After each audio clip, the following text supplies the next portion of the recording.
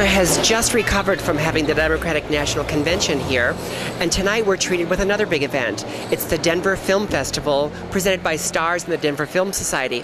Tonight we're at the red carpet, and if you've ever wondered what the red carpet is really like, well, if you get here early enough, you get to see them assembling the backdrops and actually vacuuming the carpet so it looks great when you get here.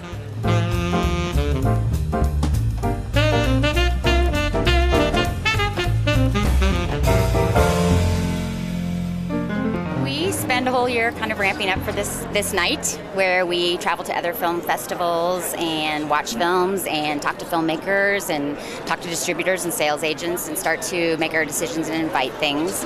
In terms of getting red carpet films, the films that we show here at the L.A. Calkins, it's through relationships we've built over all these 3 decades with major studios and kind of looking at release schedules and what we can bring to Denver that will be special for Denver audiences to be able to see first. I've probably seen most of them, but there's some really extraordinary films in this festival.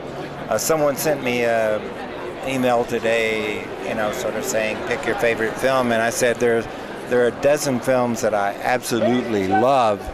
Our big night on Saturday, Slumdog Millionaire, is an amazing film.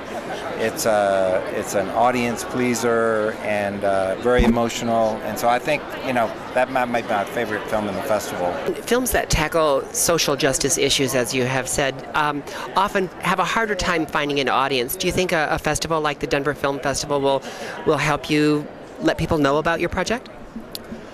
Well, social justice films sometimes find a difficulty finding an audience because they rely too much on the social justice end and not as much on the filmmaking. And so I think if you make a film worthy, in this case, of HBO's picked up the film and other great festivals have played it, I think it indicates that that it's really audience-pleasing subject matter. I knew about Laszlo Kovacs and Vilmar Sigmund from their filmography, of course, but I didn't know their story and what they went through to get to the United States from Hungary. They were film students in Hungary during the 1956 revolution, and they shot footage of what happened there. And they escaped with their film, came to the United States, and really carved out what is an incredible career for both men. These guys are so important, not only for the movies that they shot, but also how much they shared, of what they knew and how to make and tell stories through film. So to be able to play there is a nice compliment. So we're here with Academy Award nominated director Bill Plympton.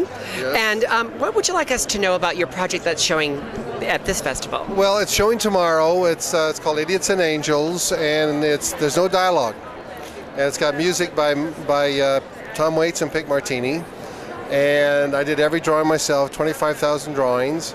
And it's much different than my other films. It's much darker, more mysterious. It's very David Lynch, very surreal. So it's a lot more soul to it. It's not so much just a lot of humor. There's actually a deeper meaning about what we're about, whether we're an angel or an idiot, and how you make that choice. And what films are you looking forward to most? Oh my gosh, that is a horrible question to ask me. I have a list a mile long, but I'm really excited about tonight's film. And big night on Saturday. Big night on Saturday. Yeah. And do you think that maybe Ballet Nouveau Colorado might want to have some film work done of their work? Absolutely, that's definitely in our plans, and we are definitely looking to see about collaborating with organizations, other great arts organizations like the Film Festival. So yeah, I think you'll see more of us. I knew Garrison Keillor from 1991 because I made a documentary about the 100th anniversary of Carnegie Hall. And Keillor is one of the people that we brought back to Carnegie Hall to reminisce about what the hall was like.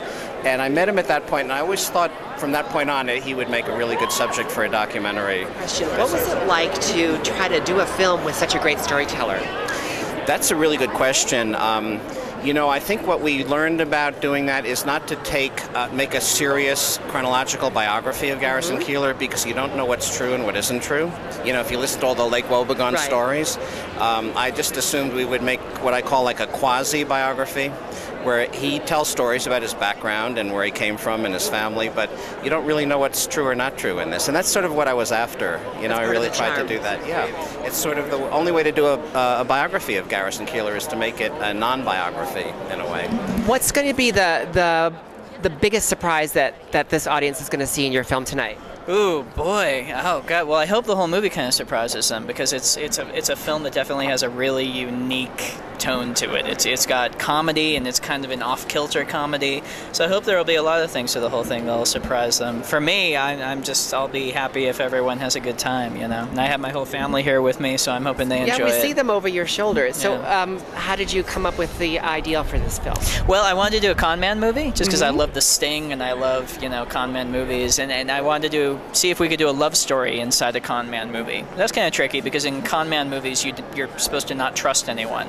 So seeing if we can make the audience care about two people falling in love.